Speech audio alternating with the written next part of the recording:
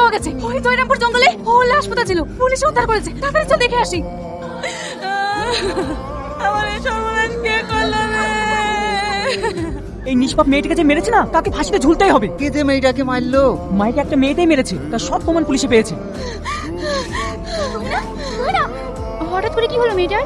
ওর মায়ের খুব ভালো বান্ধবী ছিল, ওরা সবসময় একসাথেই থাকতো, তাই হয়তো মায়ের মৃত্যুটা সহ্য করতে পারছে না। সরি, আমার আসতে একটু দেরি হয়ে গেল। তোকে আমি 3 বার ফোন করেছি, তুই রিসিভ করিসনি কেন? আমার শরীরটা খারাপ ছিল তাই। চুপ! আমি যখন ফোন করবো তোকে সঙ্গে সঙ্গে ফোন গেছে। ঠিক আছে, এবার দেখি তাই করবো। গাড়িতে ওঠ। কোথায় যাবা? কলকাতা। বলছিলাম এই মুহূর্তে। এই বেশি ন্যাকামো করলি না, এক ক্লিকে ফটোটা ভাইরাল করলো। প্লিজ তুমি এই ফটোটা পোস্ট করো না, তুমি যা বলবে আমি তাই শুনবো।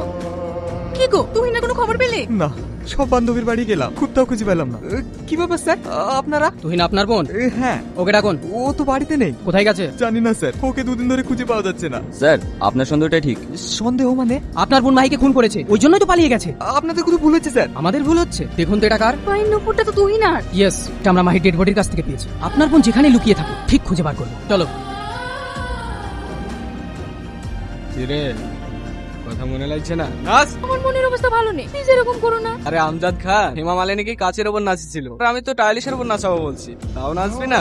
আমি তো তোমার কোনো ক্ষতি করিনি, তুমি আমার উপর এত অত্যাচার করছো কেন? ক্ষতি করিসনি? মনে করে দেখ, আজ থেকে 1 বছর আগে আমার ভাই তোকে প্রপোজ করেছিল, আর তোর প্রেমিক আমার ভাইকে সবার সামনে অপমান করেছিল। আর সেই অপমান সহ্য না করতে পেরে আমার ভাই আত্মহত্যা করেছিল। এবার মনে পড়েছে? হ্যাঁ মনে পড়িছে। আসবি আর ছবিগুলো পোস্ট করে দেবো।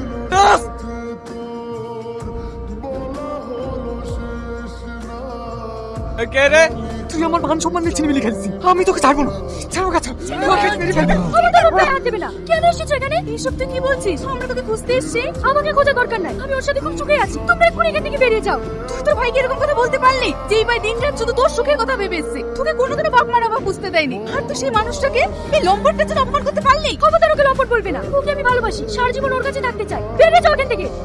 তুই না, তুই বেঈমান আমি জানতাম, কিন্তু তোর মধ্যে যে মনুষ্যত্ব করতে নেই সেটা আমি আজকে জানলাম। যেভাবে তোকে মেয়ের মতো দেখে তুই তার সঙ্গে এরকম ব্যবহার করছিস।